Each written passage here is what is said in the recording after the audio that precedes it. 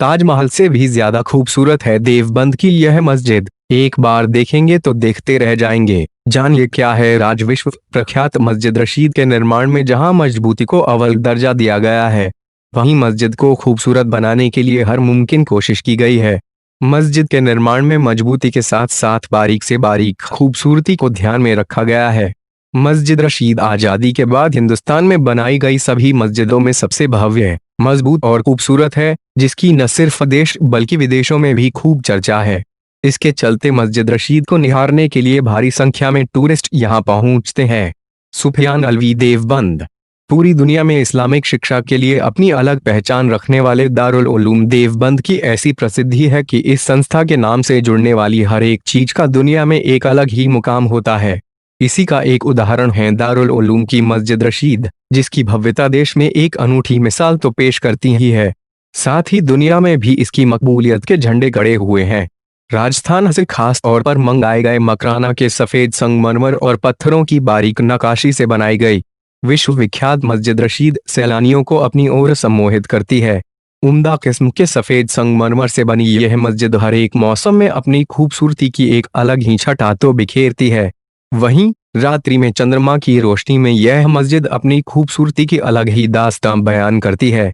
इसके अलावा यह मस्जिद विख्यात दारुल उलूम देवबंद के दामन में बनी होने के कारण हर समय हजारों नमाजियों से आबाद रहती है। विश्व प्रसिद्ध मस्जिद रशीद की आधारशिला रखने का निर्णय दारुल उलूम देवबंद में सन 1987 में आयोजित मजलिस शुरा की बैठक में लिया गया। इस भव्य मस्जिद के निर्माण के लिए 25 लाख रुपए का बजट उस समय पास किया गया, जो कि अब से 25 साल पहले एक बहुत बड़ी रकम थी। मस्जिद का नाम मशहूर आलिम दीन मौलाना अब्दुल रशीद अहमद गंगोही के नाम पर मस्जिद रशीद रखा गया। इसके बाद सन 1988 में हजरत मौलाना अब्दुल रशीद रह उर्फ नन्नू मियां, मुफ्ती ए आजम हजरत मौलाना मुफ्ती महमूद हसन रह, जानशीन शेखुल हदीस हजरत मौलाना मोहम्मद तलहा सहित अन्य शुरा सदस्यों के हाथों से मस्जिद की आधारशिला रखी गई। मस्जिद को और अधिक भव्य रूप देने के उद्देश्य से शुरा द्वारा 2 साल बाद मस्जिद के लिए पारित 25 लाख रुपए के बजट को बढ़ाकर 65 लाख रुपए कर दिया गया। शुरू में मस्जिद का क्षेत्रफल मौजूदा क्षेत्रफल से काफी छोटा था, परंतु जैसे जैसे निर्माण होता गया वैसे वैसे लोगों की भरपूर मदद से इसके क्षेत्रफल को बढ़ाते हुए इसका बजट भी 25 से बढ़ाकर 65 लाख कर दिया गया।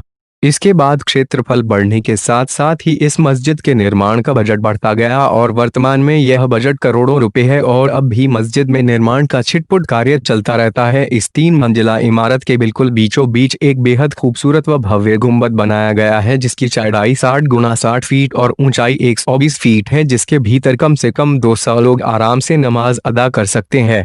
मस्जिद के दोनों छोर पर 2 भव्य व गगनचुंबी आलीशान मीनार बनाए गए हैं। आधुनिक तकनीक से बनाए गए इन मीनारों के बीच में खूबसूरत अंदाज की सीढ़ियां बनाई गई है, जो कि मीनार के अंत तक पहुंचती है।